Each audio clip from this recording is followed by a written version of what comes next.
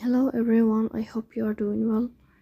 Today we will talk about how to fix or how to solve the problem of UltData.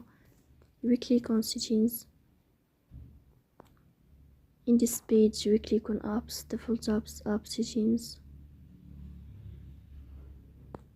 Here we click on apps, default app. Here you will click on UltData. In this page of app info, we go here to first stop and we click OK. Then we'll enter to storage. In this page we click on clear cache. In the end you will turn off your phone and you will wait a moment to restart your phone again to fix that problem. So please don't forget